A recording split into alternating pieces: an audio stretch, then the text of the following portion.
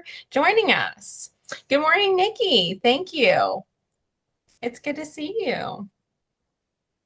Hello, everyone. Okay, so given that we um, have begun the presentation, I'm going to go ahead and get started and you can continue to make your way in. So, good morning, everyone. Welcome. For those familiar faces, hello again. And for those new faces, it's so lovely to meet you.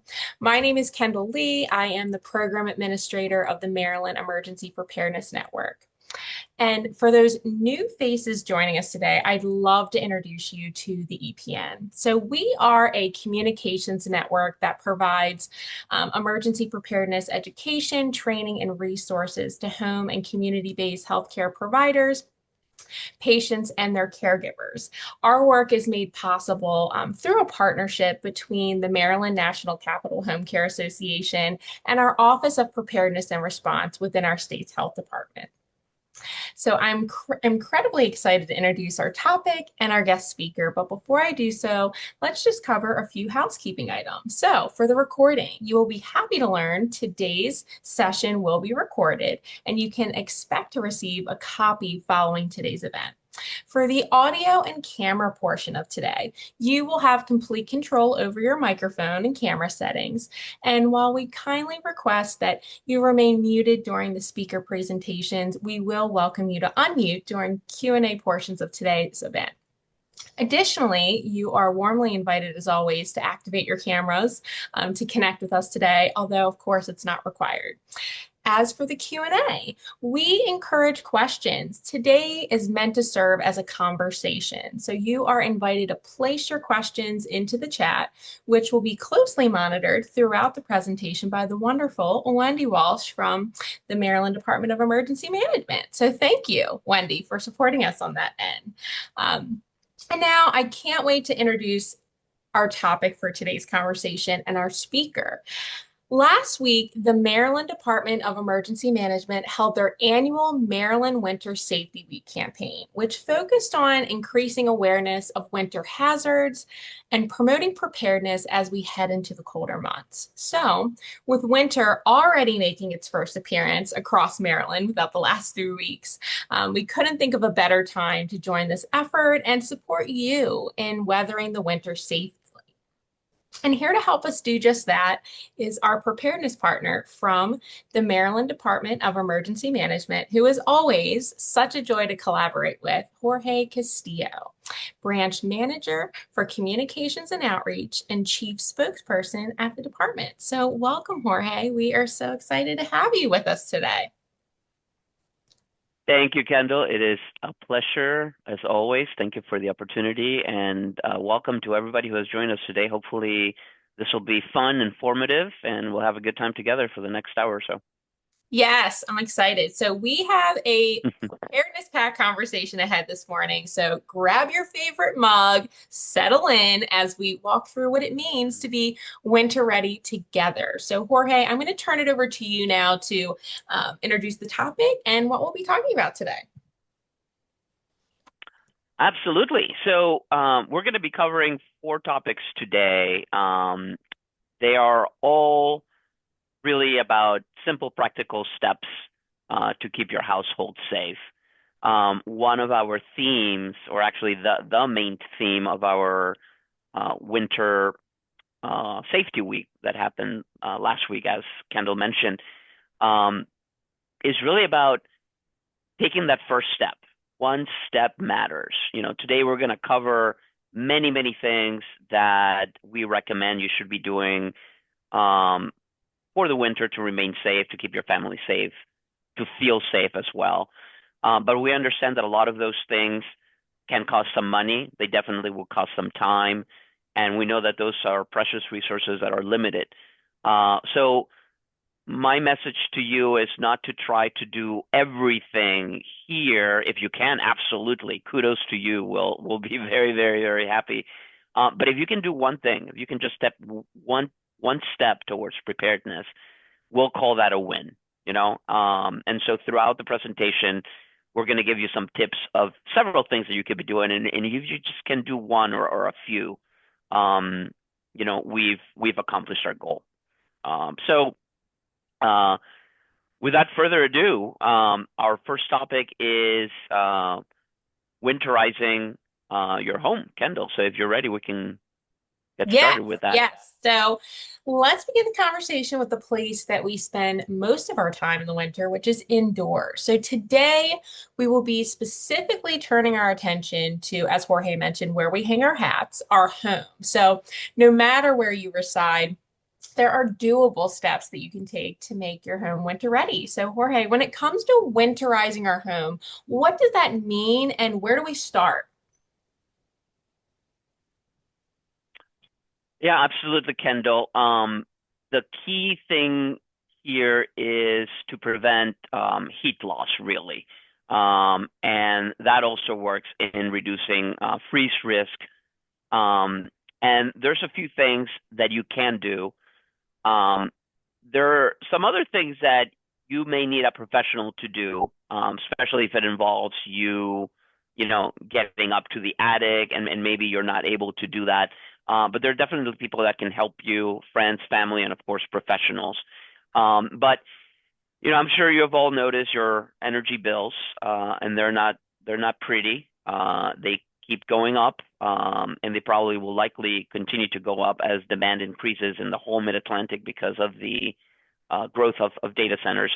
So these are steps that, although they will cost some time and money, will really save you some pain and suffering um, later on. You definitely want to make sure that your windows are properly sealed. Weather stripping or plastic film works fine, but if you don't, that cold air is going to be sipping in, and your heat is going to be going more than it has to do. So that's a very quick way of at least taking the first step to insulating your home. So check your windows, make sure that the weather stripping is not old.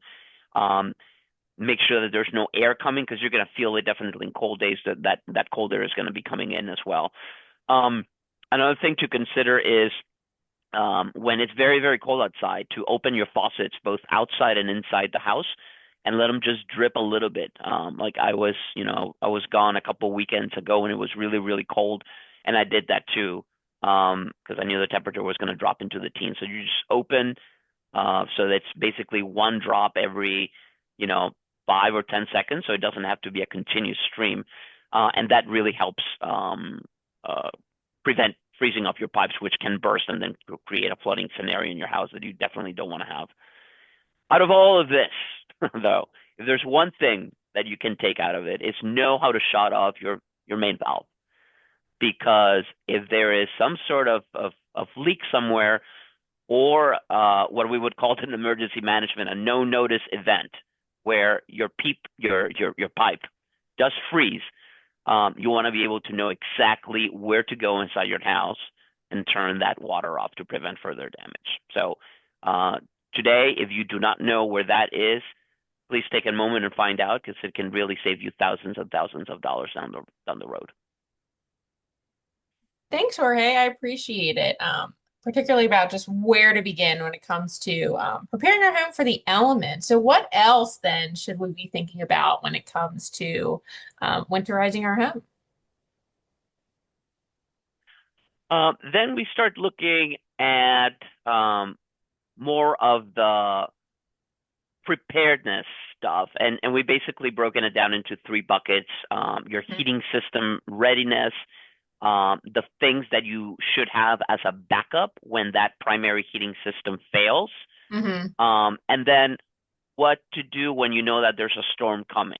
So there may be additional preparation that happens there, for example. Um, so believe it or not, something that people are really not good at doing is maintenance of things. And I understand because it costs money, and time as well, because that means that you have to be at home when the maintenance happens, when those professionals come in. But it's really, really important. At the end of the day, it does save you money. It extends the life span of your HVAC unit or boilers or furnaces, etc. So annual inspections are very important. They can detect some things that can be repaired for a couple $100 instead of waiting until the whole system fails, and then you are in the hook for 5,000 or more. replacing air filters depending on your condition. If you have pets at home, it's something that you do every month. Um, and then moving on to what do you have to keep, to keep you warm in case, let's say there's a power outage, right? So one of the first things, if you want to know where the warm room is in your house, there's typically a room that, because of either the sun position or where it is in relation to your HVAC, will be a little bit warmer. And that's usually the room that you should plan to have your backup equipment. So, for example, extra blankets, sleeping bags, more hats. If your power is out and you have to stay at home and the temperature outside is 15 degrees at night, you may have a home inside that it's going to be about 45 or 50 degrees. Very, very cold is not the same as going to bed with heating. So you definitely want to have those items ready to go in case your power or heating is not working. So always thinking about that scenario of how you can keep yourself comfortable even during a power outage that can affect your heating primary system. Um, the third part is prepping for storms, and we're going to go into a little bit more detail later on this. But essentially, the theme that's going to you hear us, talk about throughout this presentation, definitely test your smoke alarms and your carbon monoxide detectors, have flashlights and batteries ready to go, and have a supply of food and water that can take you through 3 days in case you are snowbound. During the blizzards that we've had here in Maryland, and I don't know if you all remember Snowmageddon, you know, Yeah. um, there was no way for cars to make it out of their neighborhood for a few days, Right. depending on the car you had. We had several inches of snow, and your car is just not going to make it. So, do you have water to take you through those 3 days? Do you have enough food to do that? And if you don't, we encourage you to take action and to build um, your winter safety kit at home. Thank you. I appreciate that. So, speaking of an emergency kit, we do have an opportunity to pop a poll into the chat. Wendy popped the question over. So, thank you, Wendy. The question is, do you have an emergency kit and is it winterized? And if so, what's in yours that we didn't mention? Mhm. I can share one. Something I was thinking about. Was those you may have seen them in the store. They're like hot hand warmers and feet warmers that are like single use to keep those in your winter emergency kit. Does anyone else have anything they'd like to share about their emergency kit at home and whether or not, oh, sanitizers and band-aids. That's a great job. Snacks for the Yeah, kids. That's important, right? Having the snacks that absolutely. fit you and your Yeah, family's needs. Nikki, you shared that you sure. do not, but however, you do have a fire and waterproof safe for my documents. Well, that is great news because we will be talking about accessing your documents later. So we'll circle back to your Yeah. hack and point. So thank you for sharing that. These are great. You can keep popping those in.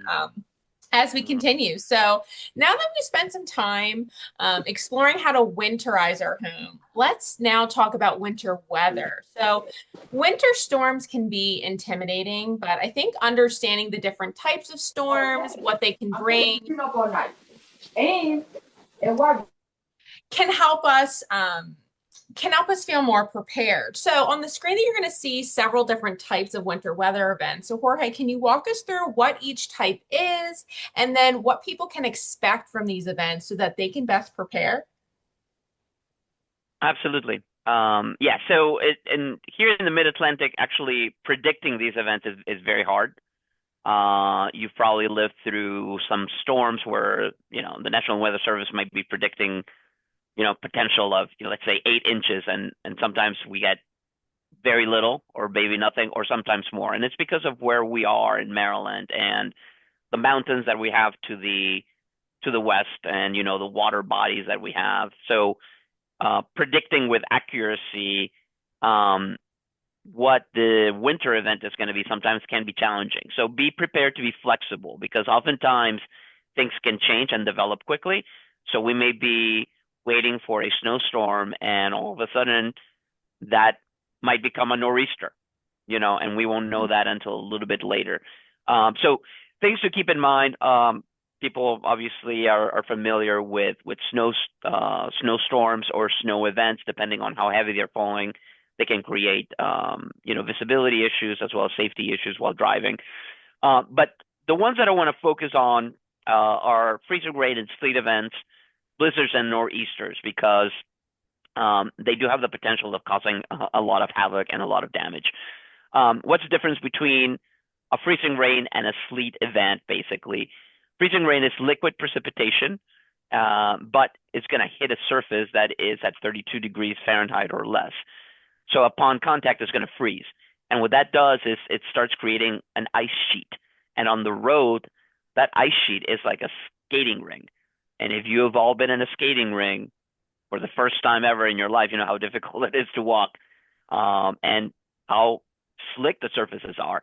The problem is a lot of the times these are not, you can't see them. So if you know that there is a freezing rain warning, take it very seriously. It's best to avoid driving at all because you will have no traction over ice. It's not like snow that sometimes you can get a little traction. With ice, you'll just slid. Sleet is basically ice. It's in frozen precipitation, and it's gonna hit the ground already frozen. That is a little bit better than the ice because it tends to spread out, so it does give you a little bit more traction. An ice storm is basically a sleet event that occurs for a significant amount of time, and it can cause some accumulation as well. So with ice, be very, very, very careful. Two big snowed events that sometimes may bring some ice, depending on where you are blizzards and nor'easters. A blizzard is quite dangerous.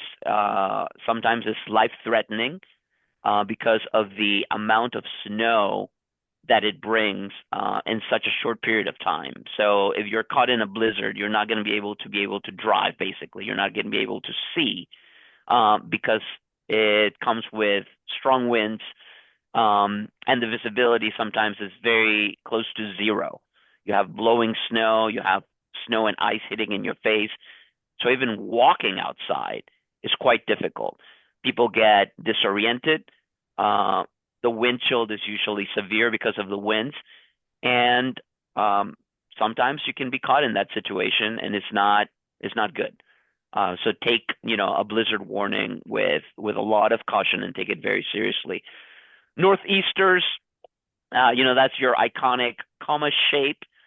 These are coastal storms that also bring in lots of snow, sometimes very, very strong winds as well.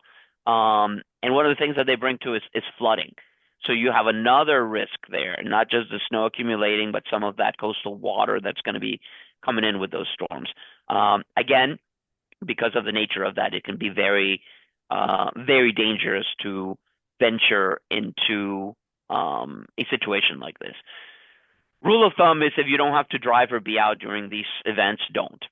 It's not, you may be a very safe driver, very cautious. You may even have winter tires. But what about the people around you? What about that person who's venturing the first time out in a blizzard because they want to try their new SUV to see how it handles, and they have no experience driving in the snow?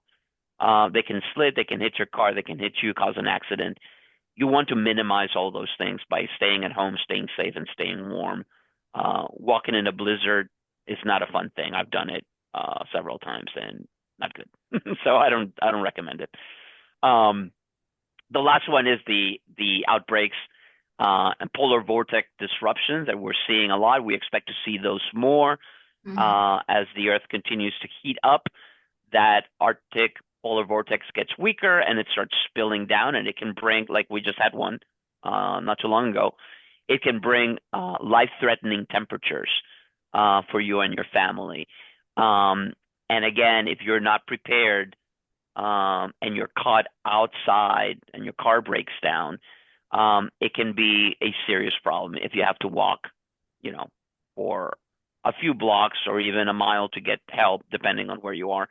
So again, when these things occur, make sure that you're prepared for them if you're going to venture outside. And we're going to talk about how to build your winter emergency kit in your car vehicle as well, car or vehicle. So you're better prepared to handle these situations if you do encounter yourself being out and about. Yes, thank you. I think this is a perfect inflection point. Jorge, some folks in the chat shared that they can only see half of the slide or a partial portion of the slide. Is there a way in which you could adjust the view and or maybe the zoom? Okay, is that better? Could you pop, if this is better for everyone, could you pop a thumbs up into the chat so that we know? Okay, wonderful. Patricia says yes, explanation point. Thank you. I see. Okay. Oh Yeah, my. So sorry about that. So you guys have been missing all of the right stuff. All right.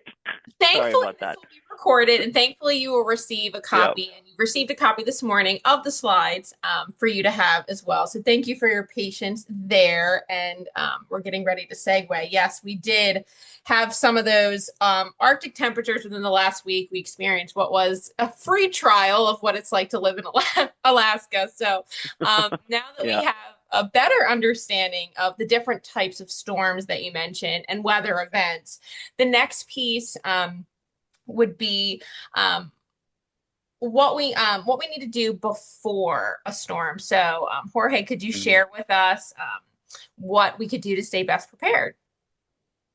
Yeah, absolutely. So the National Weather System is always going to be monitoring these systems and will be giving the public a heads up. Also, they give us a heads up, and then in turn, we also let the public know. But you really want to know what the difference between a watch and a warning are. Basically, if you think of crab cakes here in Maryland, right?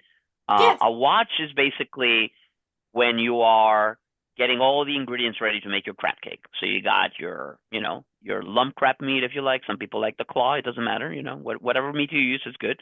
You have your mayonnaise. You have your little zest of lemon juice, maybe some breading. All of that is laid out and ready to go. That's your crab cake watch.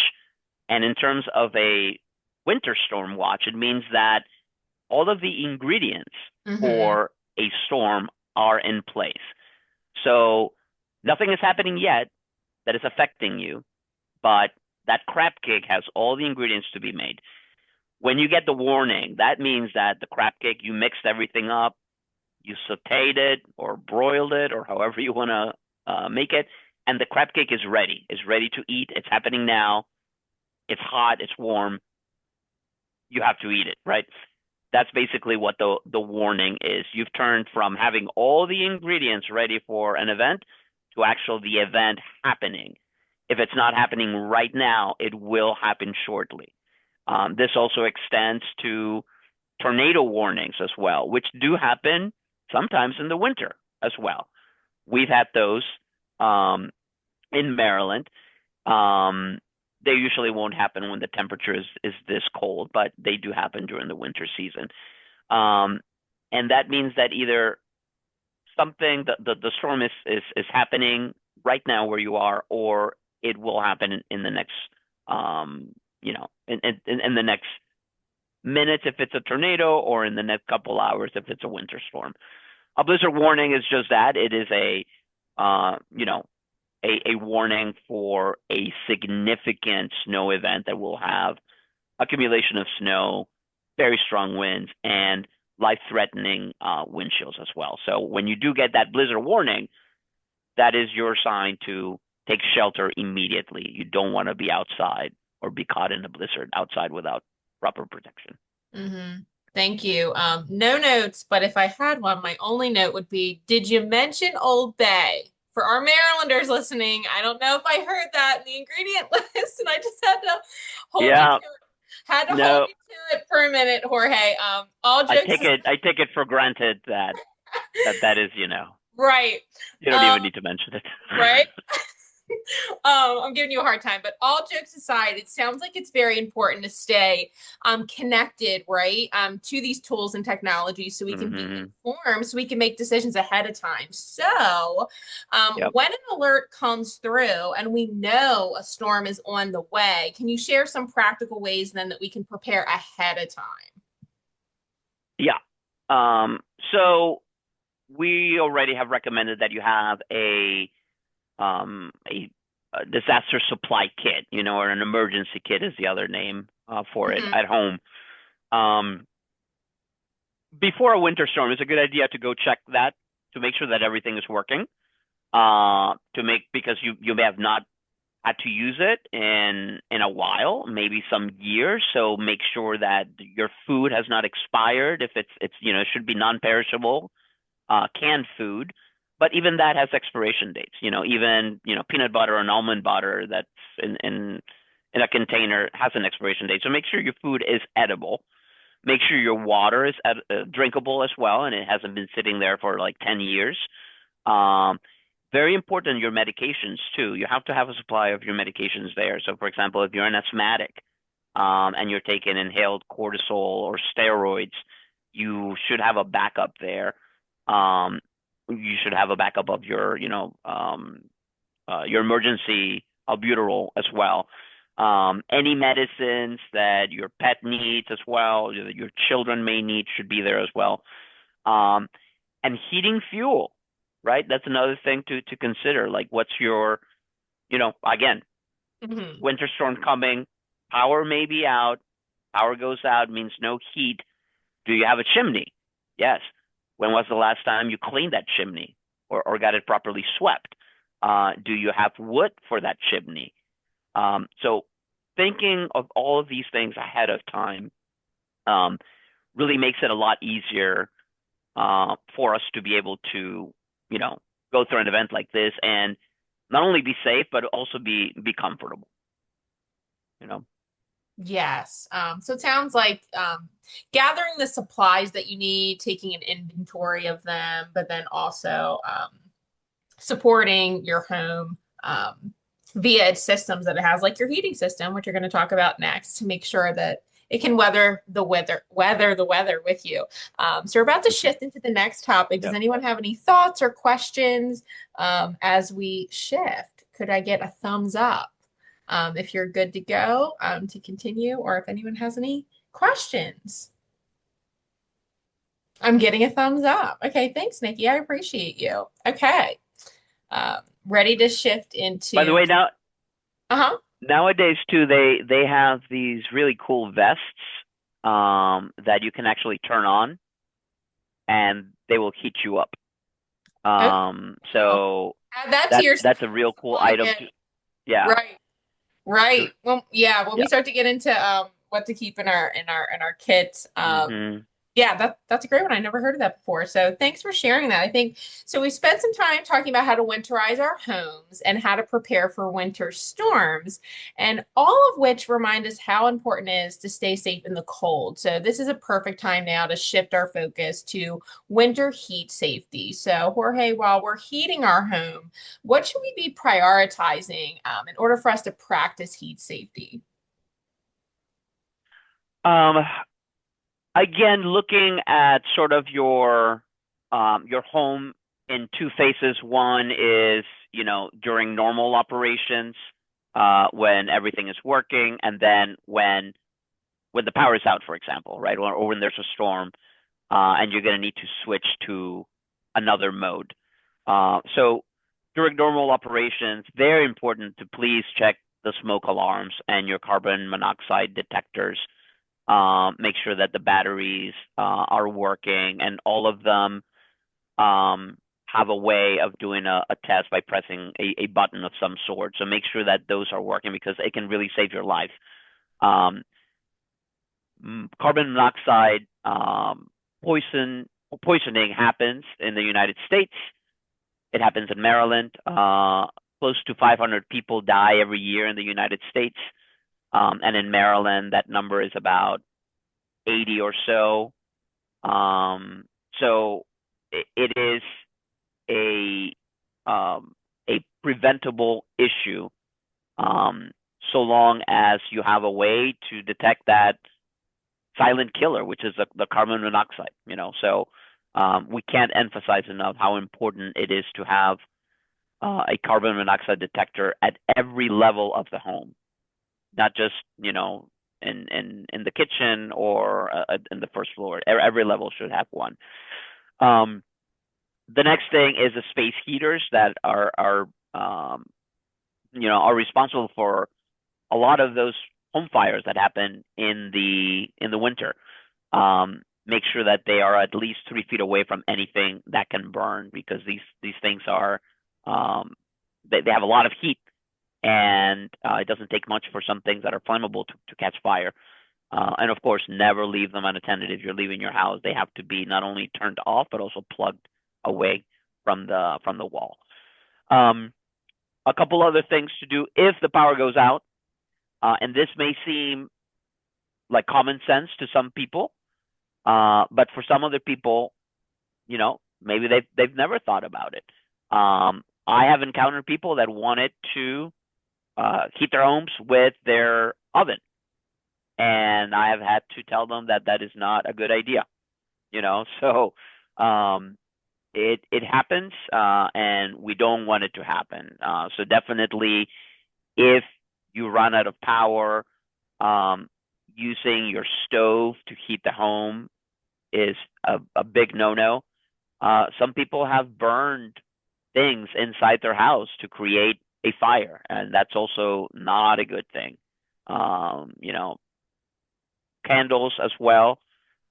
We do not recommend candles because they can tip easily and they can cause a fire very easily. So um, we recommend definitely using something that is battery powered, solar powered, battery powered, something that can be contained and not be a fire hazard. So those are some of the main points on heat safety within the home I appreciate that. and So to building. summarize, it sounds like um, checking on those smoke alarms so that you're aware of a potential fire, and then thinking about potential sources that could cause a fire, such as candles that are unattended, anything that you're plugging in, so electronics, and then any of your Mm-hmm. cooking devices. We're spending a lot more time cooking indoors, so thinking about those things and being mindful of that, particularly in the power outages that you mentioned. So now that we've touched on these most common heat sources that pose those very visible threats like a fire, let's talk about an invisible threat. You mentioned it briefly in regards to leaving a gas stove on or oven open. And this invisible threat has life-threatening impacts, and that is carbon monoxide. So could you share with us Mm-hmm. what we should know and be thinking about when it comes to carbon monoxide, from the detectors to warning signs of poisonings, etc.? Yeah, absolutely. And this is important because you may go into a home, somebody's home, and you may notice that they're not the same. You may notice that they're a little confused and they're not looking at you right, or that they're complaining that they have nausea or things like that.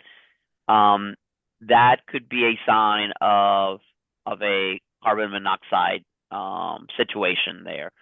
So obviously, the the first thing you have to do for that is open up the windows and let that air come in, and then get out of the home if you detect that.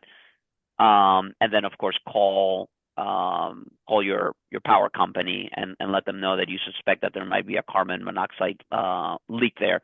And that is why it's important to have those detectors, because there's no way for you to smell it or to taste it in the air.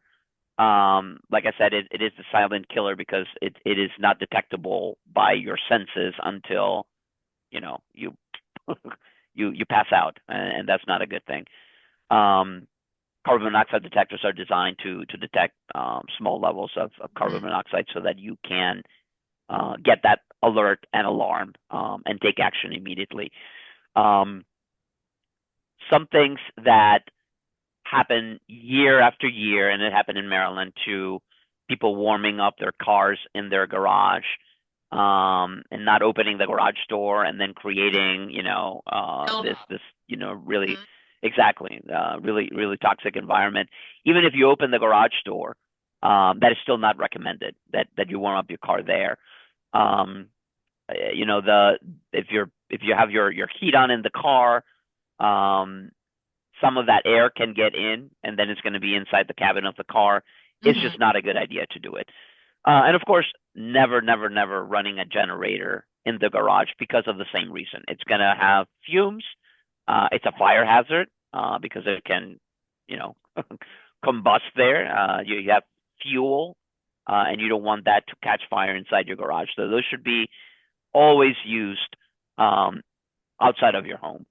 And if you have a large home size generator, obviously don't try to install it yourself. Have a professional install it for you, because a lot of things can go wrong if you are not, uh, qualified to do these installations. So those are some things to keep in mind as we talk about, potential carbon monoxide awareness, especially during the winter, which is the peak season for these incidents that happen with carbon monoxide. Yes. Thank you, Jorge. You And know, we had someone share in the chat, Nikki. She has been sick with carbon monoxide poisoning related to a stove leak, and that's incredibly yeah, scary. And I'm so glad that you are okay now and safe. yeah, And I was going to pop a resource here in the absolutely. chat. If anyone ever feels concerned that there's been a potential poisoning for carbon monoxide, a resource that you can connect with is our Maryland Poison Center. And I popped that phone number in the chat. That is a no cost, expert led by team of pharmacists resource, does not require insurance, that you can contact. They are a liaison between emergency services as well. So 911 calls them to troubleshoot poisonings, and so does your care team. And so this is a great number to have um, on hand if you are concerned with any sort of poisoning, but they can support with potential carbon monoxide poisoning and can help triage what to do. So that is a good thing to keep in mind.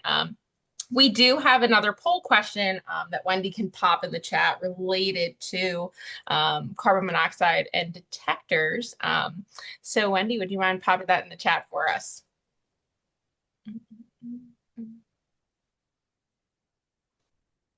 Stand by one moment. I'm working on it, I promise. I'd say, okay, thank you.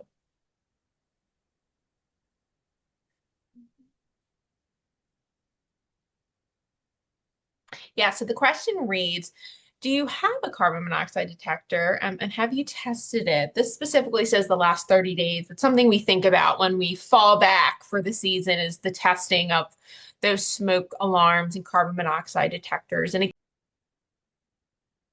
okay, are we still here, everyone? Yep. We just had a moment where This this things, tech thing today is, yes. It's But been everyone rough. getting is to us. everyone is still here. Okay, thank you. So the question is, does everyone have a carbon monoxide detector? Have you tested it within the last 30 days?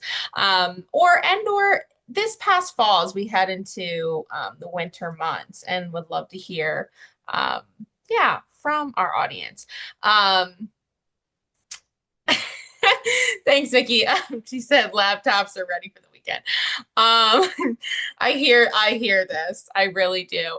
Thanks, Patricia, for sharing. She said yes, but not tested it. We'll do so for sure. I know the batteries on these things tend to last up to 10 years, but always great just to test it in the event there's another issue that's unrelated to the battery.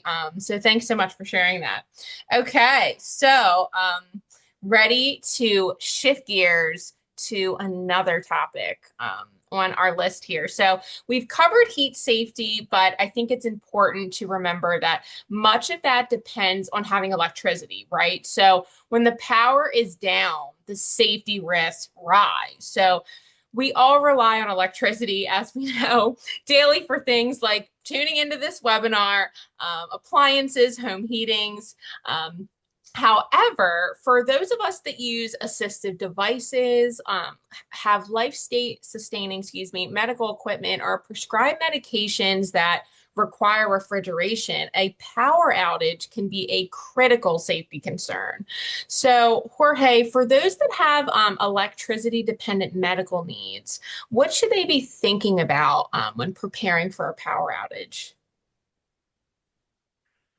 Yes, this is very, very important too, because again, if you're not prepared and you have not thought through this plan, it can put you at risk, at risk of, some potential um, medical complications, or at the very least make you very uncomfortable, which we Hmm. also want to avoid, especially if there's something else going on outside that's it's stressful, Um, what we want to make sure is that you know that you have a way to get in touch with your team, um, and that you understand how they can support you and your devices if there is a power outage, right? What Hmm. happens with a device that you typically plug in at night to be charged overnight and then you use during the day the next day, for example, if you don't have a power, um, does it have a battery option that you're aware of? Does it have a a way to um, go into a mode that will save the battery span, for example, so it lasts a little bit longer? You know how sometimes you can set your monitor if you have a laptop to go into an energy conservation mode, and it'll give you several more hours. Does your device have a mode like that? But these are the things that your care team should be able to answer for you. So collaboration with your care team is very important. And the same goes with the relationship that you have with your electricity or energy provider. Do they have a notification system, for example, for people with functional or access needs, um, where they're going to either give you a notification in advance of the general public, um, or sometimes when they're thinking about cutting power ahead of a storm, you know, uh, do they have your information so that they're making decisions based on the number of people that are on their list? So that if they can spare cutting the power to this zip code or this community, that they're Hmm. able to do so. But the only way they know that if you contact them and you Hmm. inquire about their special needs notification system. I appreciate that. So, what it sounds like is if you yourself are utilizing equipment that depends on electricity and/or someone that you're clinically caring for, or you serve as a caregiver, I think it sounds important to connect to your gas and electric company as well as your care team to then determine what steps need to be put in place to prepare for an outage so you can maintain those devices. So, speaking of connecting with our community when the power is out, it's incredibly important to make sure those lines of communication are open. So, can you share with us then some practical ways to stay connected in the event of a power outage? Absolutely. Another one of those mantras that we have is have multiple ways of receiving alerts. So don't feel comfortable just knowing that your phone is going to do that weird alert, which is a WIA. It's known as a wireless emergency alert Hmm. system message.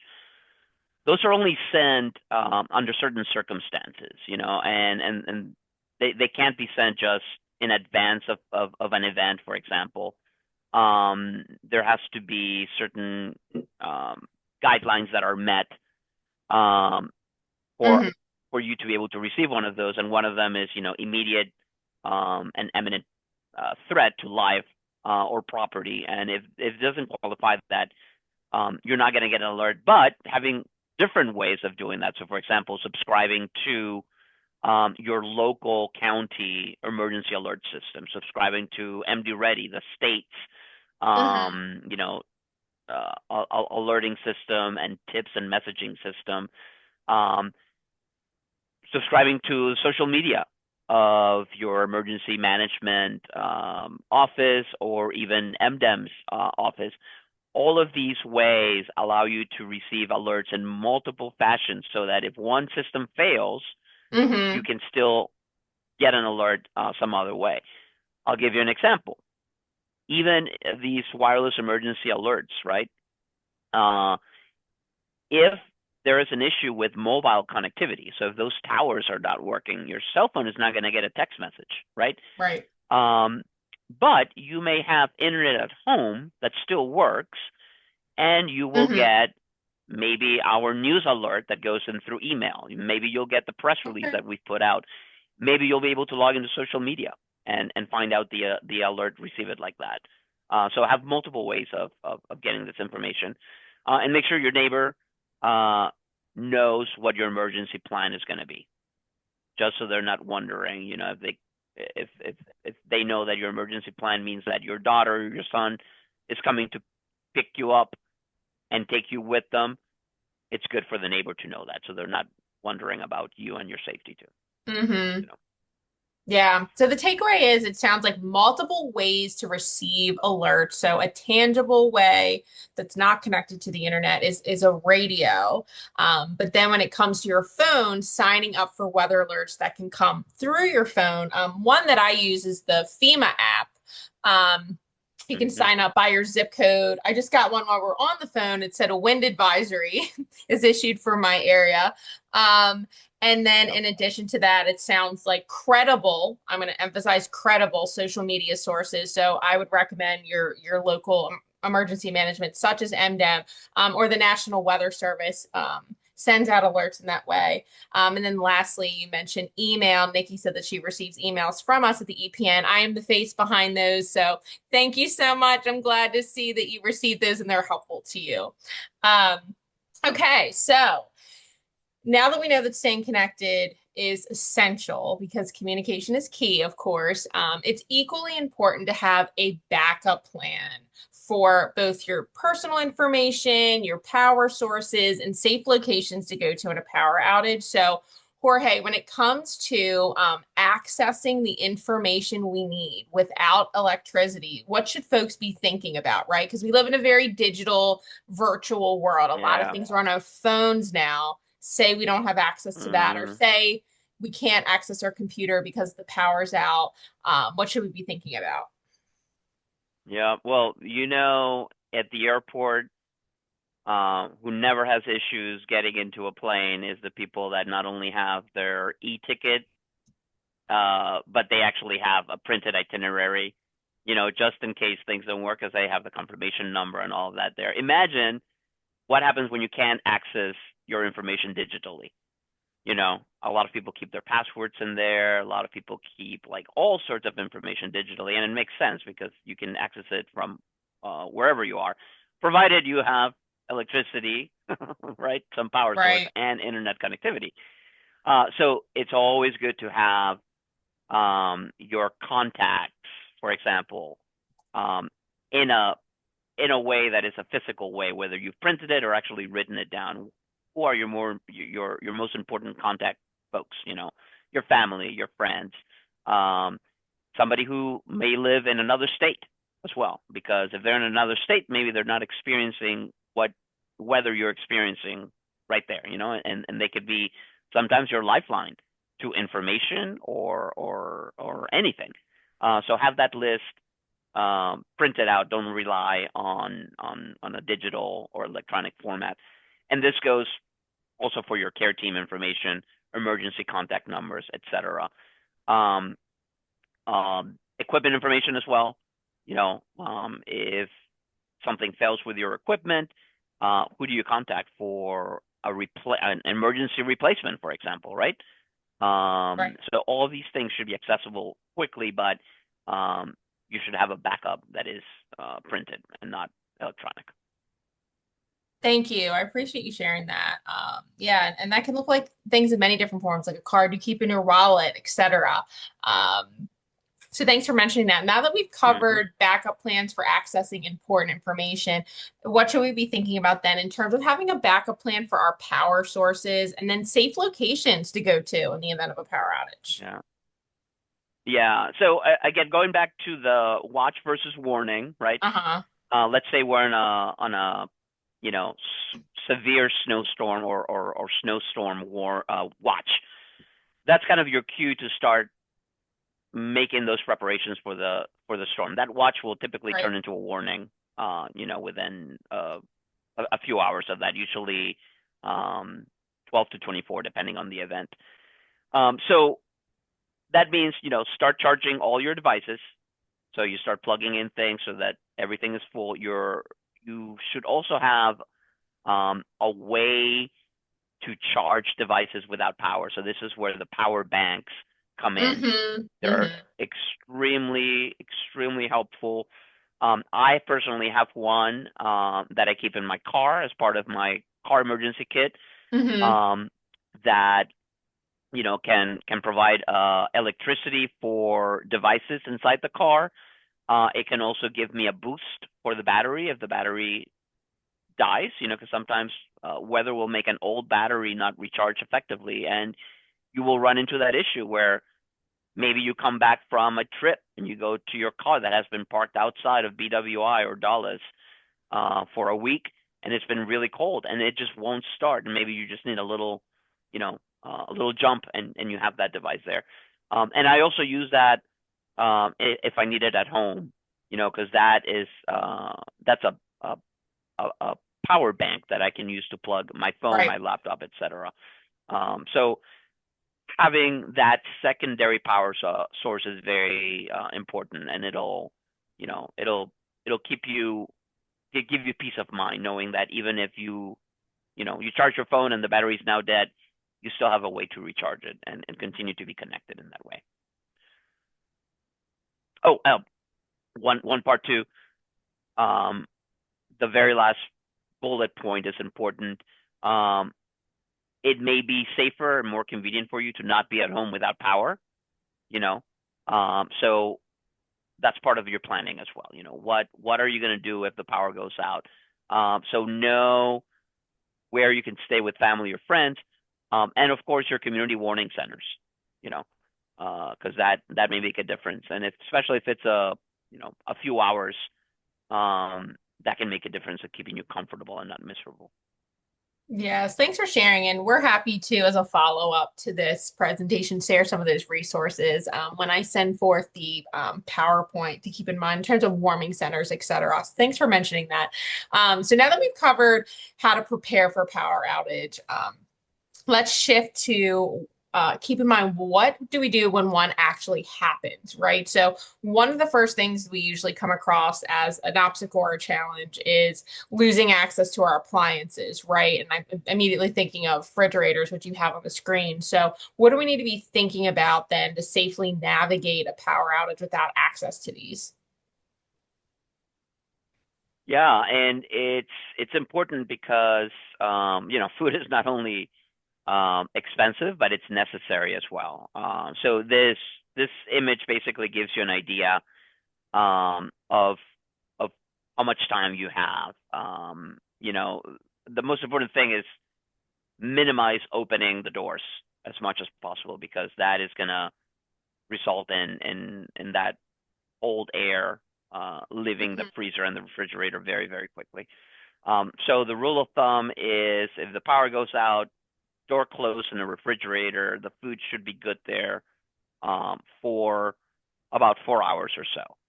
And that's provided your refrigerator is kept below 40 degrees Fahrenheit too. Freezer, um, always keep a full freezer. That's another tip. Empty freezers are not good at keeping cold air in when there's no power. So if you know that there's a storm coming and there's a great potential for power loss, and your freezer is not full, think of potentially making it full, and getting some things to freeze in there. Or sometimes you can also get water. and Mm-hmm. put it in containers and freeze that in your freezer.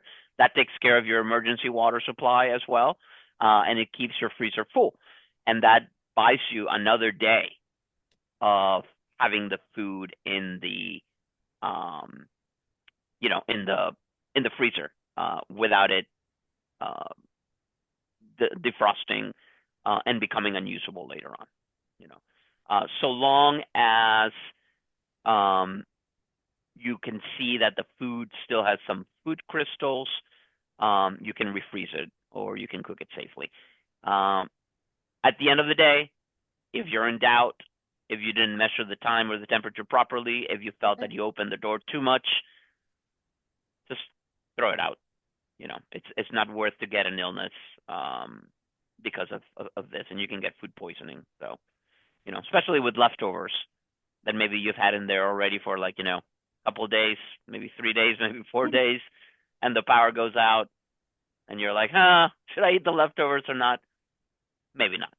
Maybe not this time. Yes. And if you're ever not too sure, the USDA offers a chart on what to throw out and when you have a power outage. And that's something that I can put together with the resources that I sent over. I printed that out. I have that on the side of my refrigerator. If you're ever just unsure what to do and need a point of reference. So thanks for sharing that, Jorge. So speaking of power outages and appliances, outages impact more than just our food, right? So certain medications require refrigeration. And so ready to talk about what we need to keep in mind when we're thinking about keeping our medication safe. Kendall, before we move on, we do have a question in the chat. Yes, thank you. Are there guidelines different if you have an ice dispenser on the door? And this is coming from Nikki. Thank you for asking. And does that contribute to losing coldness? That's a really interesting question. Thank you so much for asking that, Jorge. Do you have any thoughts there? Yeah. It depends on the refrigerator, obviously, and I know that that's not the best answer.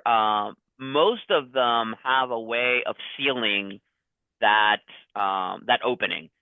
Um, Most of them, when you go get your ice and the ice Mm-hmm. starts coming down after you're done, there's a little valve that's going to close. So check on that because your refrigerator should have one. Maybe some older models may not, but at this point, most of them do. If it doesn't, then yes, that's going to be an issue because you're constantly going to be losing air. But I would doubt that refrigerators Mm-hmm. nowadays don't have that valve that closes it. I know mine does. Jorge, in the previous slide, refresh me there. Was there a temperature listed on what your refrigerator should be kept at or like freezer on that slide? And I ask because that's one of the most important takeaways, anyway, is losing a safe temperature. And so, something in response to Nikki's question, something you can do, and this depends on your refrigerator again, is Mm-hmm. they sell in your local, it could be your local Walmart, Home Depot, supply store, Lowe's. They're temperature gauges that you can put in your refrigerator if your refrigerator doesn't already have one in it, so that you can keep an eye on the internal temperature of your refrigerator and or freezer. So if the power goes out, you can utilize that temperature gauge to monitor whether or not your food is still keeping it at that safe temperature for the time that you need it. Um, right, that 40-degree Yeah, mark that's on 40. that slide. So that's another little hack to keep in mind as we navigate power outages with our refrigerator. So thank you, Jorge, and again, ready to shift into thinking about medications in that regard. Yeah, and medications as well.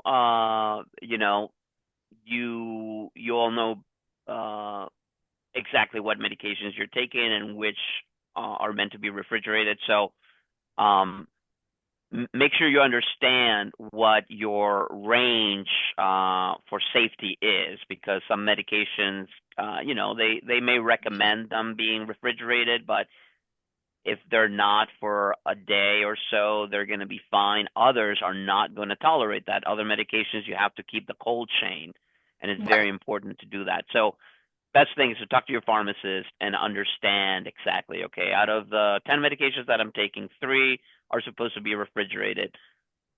Pharmacist, what happens if I don't have power? You Right. know, um, can these be in, if I follow the advice that we just heard of keeping something safe for 4 hours in a closed refrigerator, does that Mm-hmm. apply to my medication? So make sure you know that, because you don't want to be messing with something that requires the cold chain to be kept intact and break that cold chain, because it can ruin the medication. Um, Probably won't hurt you, but it'll make it ineffective for sure. You Yeah, for know. sure. Yeah, and again, reemphasizing, have a written list of your medications so that you know. Especially, I know that there are people that take dozens of medications sometimes in a day. Mm-hmm. In the morning, afternoon, night, etc. Sometimes it's hard to keep all of that in your head. So if you have a list of that handy, that will also help during a situation where you're stressed, thinking about, oh my God, we don't have power now. What am I going to do? You call the pharmacist. You have your list of medications. You have highlighted which medications are supposed to be refrigerated, and you simply ask the question. Thank you. And thank you, Wendy. She popped into the chat that according to food safety requirements, refrigerators should remain at below 40 degrees, ideally the 37, and freezers at or below Yep. zero. So having that monitor Yep. doesn't hurt. Yep. And yeah, Yep. that's very, very important for medications that you're prescribed on a continual basis, but an acute basis. I think now during the season, one that immediately comes to mind is amoxicillin. You that is an antibiotic. You may think have heard like the bubble gum medicine if you ever had it in liquid form. It's that pink liquid medicine that you give when you have like strep or other infection. That is one that has to be refrigerated. So, yeah, very important to be thinking about these things and then also having that list, right? Because if you were traveling to a warming center and couldn't remember what your medications are, like having that list is really important. So, thank you for mentioning that. Okay, so we've just talked about how to keep medication safe during a power outage, and that is critical for maintaining health. But equally as important are these medical and assistive devices that also rely on electricity. And making sure these are functioning during an outage is essential, right, for maintaining health and safety for those that utilize them. So, for again, this community that is utilizing any sort of assistive devices, what should they be thinking about for preparing for a power outage? Yeah. Uh, First thing out of the three, identify and know your device. You know, I know sometimes reading the full manual of some of these devices can be burdensome, but there's a lot of information, key information that you're going to find there. Also, back to what we recommended before, talk to your care team about these devices, right? Especially if you have a CPAP machine, you've had to go through a sleep test, you've had to go through your doctor who will, prescribe the CPAP machine depending on your age and your um, uh, healthcare insurance. Um, you have uh, different support that is available for these devices. Mm-hmm. But do talk to your care team about that and know what happens if you don't have power for any of these devices, and it's just not CPAP, but anything from infusion pumps to dialysis support equipment and other Mm-hmm. things that need to be plugged in and need electricity to work. Um, Following on that, once you know your device, know how long it can actually go Mm-hmm. without being plugged in. Um, Again, if there's a battery backup option for that, and who to contact if power is lost, and maybe the device can only work when it's plugged in. So what's the plan then? Those are the conversations that you need to have way before an incident happens, so that when it happens, you already know what to do. You know, maybe when power fails, that's your cue to go to X location where they're going to have a way to assist you and give you what that assistive device does for you at home. So you may not be able to use it at home, but you still know what to do Right. to continue living and operating that day. Um, and the last one, registering for assistance as well. We mentioned calling your utility provider or local emergency management office so that you can be in their priority list. You know, things like being notified first when there's an outage or a planned outage, wellness checks as well. All of these things are important and things that we should be doing prior to a winter storm or a winter event happening. Thank you. I appreciate you sharing that. And these particular considerations. So as we wrap this section then on power dependence, I think it's important to share that for some households, a generator, as we've talked about a little bit earlier, can be a key part of a backup plan then to keep everything running safely until power is restored. And so I'd love to go over then what should people know then about utilizing a generator safely at home. Yeah, again, this is also one of those things that are, you know, they can be they can be the source of so much joy when the power goes out because you can just, turn it on and your power is back in. But on the other side, if used incorrectly, they can be deadly, and they are deadly, and we see that year after year. So, you know, just like if you're gonna fry a turkey, you do it outside, period, full stop. If you're gonna use a generator, you use it outside, period, full stop. There's no gray area here. It has to be outside, and it should be at least 20 feet from your doors and windows. Why? Because it makes a lot of smoke, and that smoke is going to be prone to entering your house again. And we talked about carbon monoxide poisoning, and nobody wants that, right? So the first thing is outside 100% of the time, 365 days of the year, no exceptions. Never in the garage. That's another non-negotiable thing. And professional should be installing that.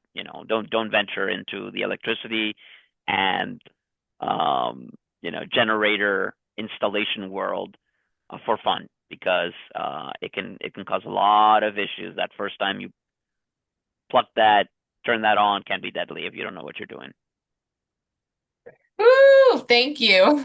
I really appreciate you sharing that piece. Well, there's folks that they love doing things for themselves, and that's And great. that's okay, But right? there But when there's it there's comes some to, things that yeah, just we shouldn't mess with because the downside of doing it wrong can be deadly, and that's where we draw the line. There's no need to take that risk.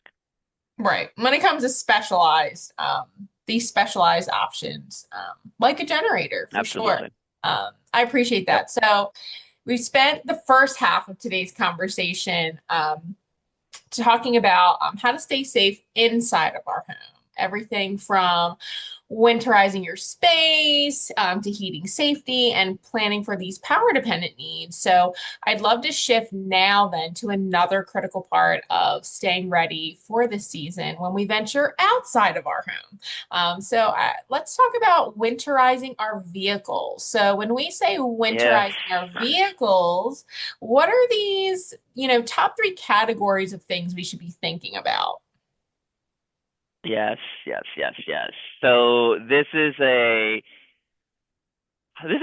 a personal favorite topic of mine because I think when you know it, if you do certain things at home and you Hmm. do them um in a way that is dangerous or whatever, you are compromising your own safety and the people inside your house, potentially your neighbors, right?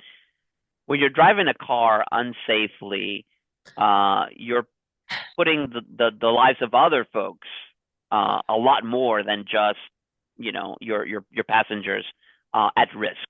Right. This all starts with proper preparation. So maintenance check of your car is important.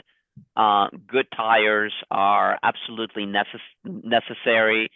If you're not sure of what a good tire is, take it to the shop and have them measure your thread, and they will let you know. But driving with um, bad tires is very dangerous under normal circumstances. But if you add winter weather, again, it's another thing that can be deadly. The other thing to check is your battery. Batteries during the cold, they don't like it that much. It takes a Mhm. lot longer for them to actually recharge. So if you have an older battery, um, you may run into the risk that in a very cold day, your car won't start, you know? Mhm. So check your battery. It's something that when you take your car to a shop, they should be doing that already. But if not, it's an easy ask for them. They're not going to charge you to just put those things in your battery to know if they're, you know, if it's still within the operable range, and if it's suitable for winter weather too. If it's too old, it should be replaced. Top of fluids, you definitely want to have enough Mhm. antifreeze and windshield washer fluid. And also keep your, talking about fluids, I'm going to jump a little bit to the fuel and charging, but it's very important to keep your tank at least halfway full, so that reduces the chance of your fuel becoming frozen or having ice crystals, which can also complicate things. Mhm. Um, Visibility and traction.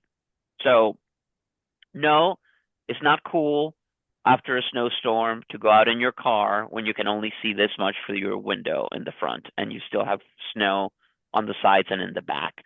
That is, not good for you, and it's certainly not good for the people around you because you're not going to have good visibility, and things happen when you do that. So please make sure that your wipers are in good shape, that you have brushed all of the snow, all of it, including the top of the roof, which a lot of people don't do, and we're going to show you a video why that's so important. But make sure before you get in your car that it's completely cleared of snow. Yes, it's a pain. Yes, it's going to take more time in the morning. Sometimes it can take up to 15 minutes or so to clean a car, and it's not the most fun thing to do. Um, but it's about safety. It's about your safety. It's about the safety of the people around you. Um, if you think logically, there's absolutely no sense why you would get into a vehicle that is not safe when you can't see on the sides and on the back, or even in the front. You have limited visibility. Imagine if you ask a pilot of an airplane to fly a plane like that. They wouldn't do it, right? You need to be able to see in order to keep your car safe. Um, Sand or cat litter for traction comes in very handy. Even the best of cars and SUVs can get stuck in snow, and that can make a Mhm. big difference. If you have just a little bit of that in your trunk, makes a big difference. Again, with the batteries, now we're in fuel and charging bucket on the right side. Um, Mhm. if you have an electric vehicle, they operate on a big electric battery that supplies a lot of the power, even if it's a hybrid. That battery is also not going to like the cold weather, so it's going to be important to understand that, because the car is not going to go as long in range. So if it gave you 200 miles, I'm just making this number up, maybe it's going to be 150, and so you have to consider that in your plans, as well. So these are just a few of the tips we have to keep yourself and your family safe when you are out and about in your vehicle. Yes. Thanks, Jorge. So now that we've talked about winterizing our vehicle so it can be road ready for the winter weather, I think it's time to think about what we carry with you. You did mention items to have in our trunk. So items to keep with us while we're Yep. traveling. And having that well-stocked kit can really make all the difference, right, when the unexpected happens. So could you share with us what should be included in an emergency kit specifically for our vehicles and why that matters? Absolutely. The first thing is first aid kit. You know, that's just Hmm. always good to have. First aid kits not only have like band-aids and stuff like that, they also have um, some, uh, medications as well. For example, some pain relief medications, etc. So first aid kit is essential. Then we move into the medications, and this is, if you have a prescription, and again, think of worst case scenario. You are on 695 during a winter storm, and traffic is just not moving. That happened to me in I believe it was 1991 or so. I was living in Bethesda, and if you're familiar with that area, Hmm. 355, it's Rockville Pike. Um, it basically took us 4 hours to go, I think like 10 miles or so. There was a chunk of time where the cars were not moving, that we were just inside the car. So think about a situation like this that may be prolonged, and you may be in a regimen where you have to take your medicine 3 times a day, and it's important. What happens if you can't do that? Hmm. Do you have a backup of that in your car? So think of things like that too. If you're not able to get to your destination and you're going to be stuck in 12 hours or maybe more, um, do you have what you need to be able to make it through? Warm clothing, gloves, hats, extra pair of warm clothes in your car and blankets is absolutely necessary. Water as well. I always keep water in my car. I keep a bottle, and every so often I you know take it out, drink the water, clean it up, fill it up again, and leave it in the car just in case. Snacks too. If you're stuck, you're probably gonna get hungry. And eating is going to make you feel better. It's going to warm you up a little bit as well. So it's just things to keep you comfortable. Um, Again, phone charger, power bank. I told you about the one I keep in my car. It will come in handy, especially if you're stuck, or if you need to help somebody out too. In terms of safety, I mean, common sense is going to take longer to stop if the road conditions are not ideal. Again, if you don't have to be out during a snowstorm or a winter event. Just stay home. It's a lot safer. And please make sure that you clear all of the snow and ice from your vehicle before getting into the road. And this is where I want to show you what happens every year, because people don't clean the top of their cars. So it's a pet peeve of mine, but it's something that, again, can be deadly. So we should take this very seriously.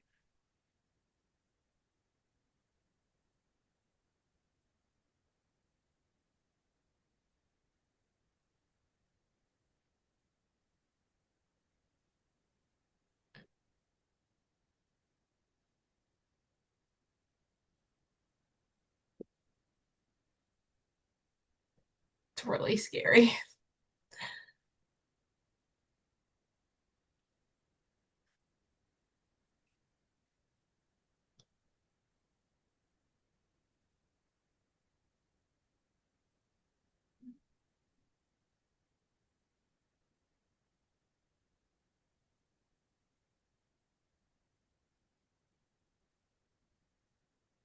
All right, I just want to make sure that you can see the slide show again. Yes, can see the slideshow You again. can. And Okay, thanks for sharing the great. video.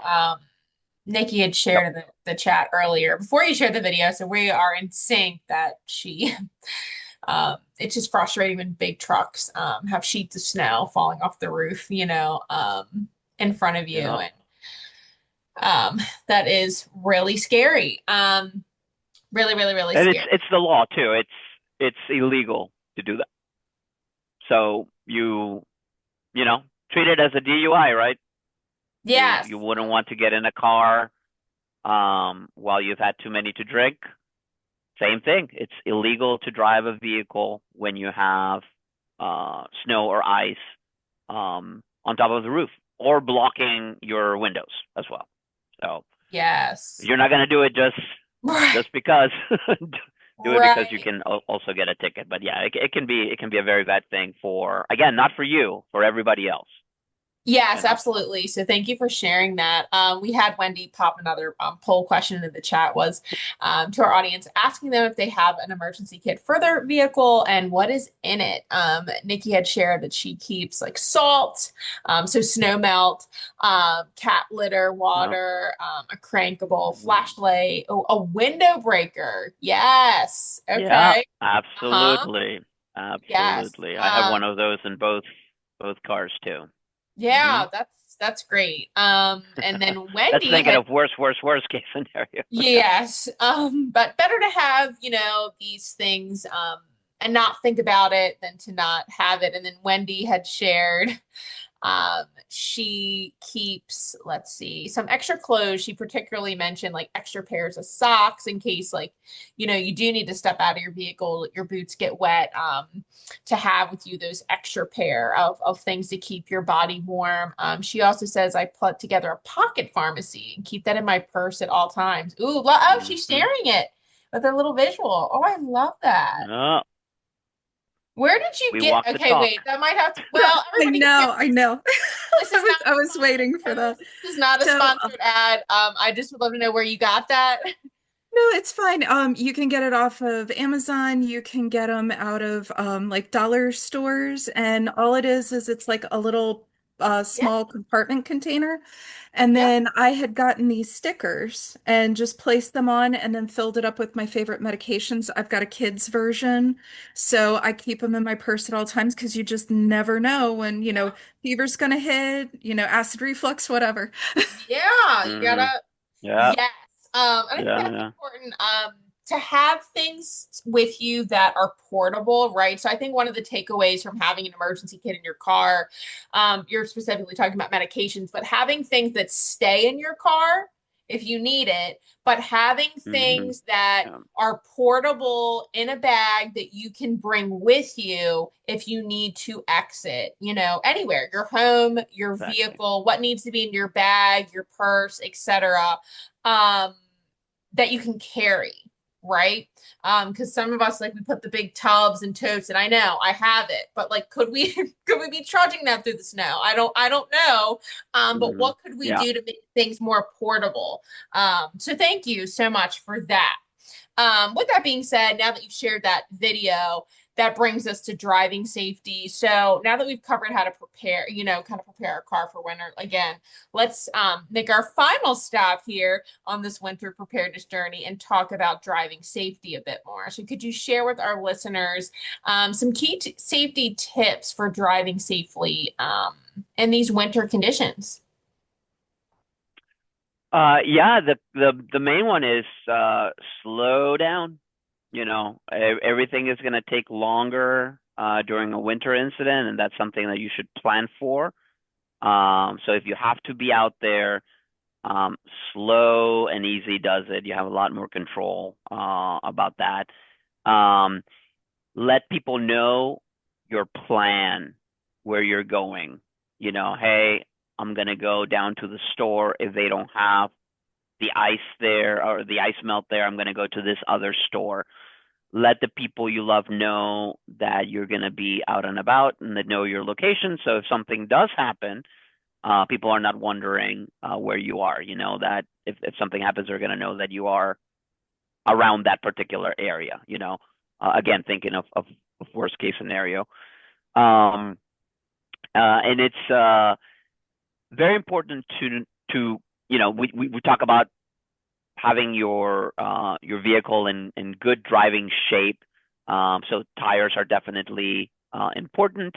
Um, and just use common sense. If you don't have to be out and about, try not to. Yeah, for sure.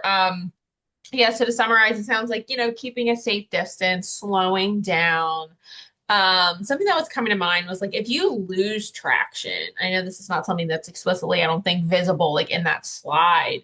That's something to be thinking about too, like when we're in the freezing rain, the Hmm. sleet and these icy conditions. And I know we're kind of getting into a little bit of driver's ed here, but what to do if you were to, lose traction and I think it's our knee-jerk reaction to want to slam on our brakes because it's so scary. But that's those moments where you kind of shift it Yeah. into neutral and take that foot off that gas to let your car kind of slow itself down and steering off into a safer direction. So yeah, those are some things, to think. Not that we want to think about them, but holding space for them as we're in these, a little bit of Yep. slippery conditions. Okay, so. With that being said, thank you so much, Jorge.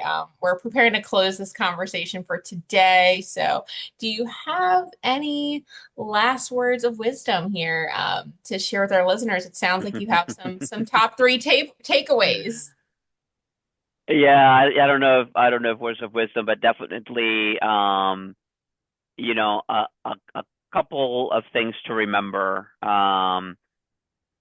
It all has to do again with preparedness and taking that one step. Again, as you saw and we warned you, there were going to be a lot of things we were going to cover and a lot of action items that you could be doing to be, prepared to the max. And we understand the constraints. So pick one thing. Maybe you are going to go ahead and put a blanket in your car, extra gloves, and extra socks, and a pair of boots in a little box. Just put it in your trunk. You leave it there. Excellent. Maybe a couple of days Mhm. later, you can put some kitty litter there too. Put a shovel in your car as well. Maybe for Christmas, you can ask somebody to buy you a power bank that you can have in your emergency kit. So one step at a time. You may not do it in a day. It may take a few days, a few years sometimes, but if we're making forward progress, that's the key. Heat safety. Make sure you are doing your maintenance checks and make sure you have your carbon monoxide and smoke detectors properly installed, working, and in good order, and that you check them regularly to make sure that they're functional because they can save your life. And in a lot of circumstances, they're the only thing that will save your life. Um, the third one, have a plan before something happens, right? If you have medical devices, what happens without power? Find out, take it all the way to the end, create a scenario where you can think of the worst thing that can happen, and that you need these devices to live. So make sure that you've discussed that with either your pharmacist or your care team. So have a plan before the storm. Have a plan before that power outage. Mhm. And lastly, have multiple ways to receive alerts, like we covered. So register for your local jurisdiction, your local emergency office, register Mhm. for the statewide MD Ready program. Follow us on Facebook, follow us on X. Have multiple ways to receive information. And that's the best way to stay safe. It's just to know what's happening and to have a plan for contingencies when things don't go the way we expect them to go. Yes, thank you for sharing that. What came to mind as you were talking was something that I often emphasize in these kind of conversations is that, preparedness is innate. It's a skill that we just continue to strengthen, right? We had to prepare for work today or this conversation for today. So preparedness is something that we already do. And a takeaway for me would be doing what you can with what you have where you are, right? Like, what do you already have at home? Or if there's something you do need to attain off of any of these things we talked today about today, how can you do so in one way, right? What is one thing you could do that feels reachable, accessible to you, if anything else, right? Because every 1,000 step journey, right? Or is it 10,000 starts with that single step, right? So we just encourage you to think about what would be a reachable single step today. And with that, I'd love to open the floor to questions if anybody has any questions or anything they would like to share. You're warmly welcome. In Zoom, unlike Teams, I am not able to visualize you typing. And so if you are typing, I just want to give the space for you to do so. If you do not have any questions and you're ready to wrap today or comfortable with that, I'd love to get a little thumbs up um, from our lovely audience. I'm just going to give a moment there for people to, yeah, gather their thoughts. Because I know that, yeah, this was definitely a preparedness packed conversation. So thank you. Thank you. Mhm. Okay. Let me pop into the chat here. I don't see any questions at this time. I think if everyone feels comfortable, we can begin to wrap. So, as we conclude today's conversation, I invite you to join us in thanking our incredible preparedness partner, Jorge. We appreciate you joining us today. Um, and to our audience, I truly want to thank each of you. I think your presence is and participation is what makes these sessions so meaningful and impactful. The engagement today was really energizing for me. So thank you. I truly hope today's conversation helped you feel more confident in weathering the winter, ideally without worry. And so, if you have any further questions or you're interested in receiving additional resources, please don't hesitate to reach out to myself or Jorge. In the chat, you will see the EPN email provided, as well as Jorge's contact information as well. And following the presentation, you can expect to receive a copy of today's recording alongside a copy of the presentation and some supportive resources that I put together, as well as an invitation to complete our satisfaction survey. I read each and every one, and so it really helps me shape the content that I bring to you. And I very much appreciate being on the receiving end of your thoughts and feedback. So without any other further questions, I'd love to say until next time and stay safe, stay prepared, and take good care, everyone. Thank you so much for joining us today. Thank you all for joining. Take care. Have a safe winter Yes. and wonderful holidays. Yeah. Yes.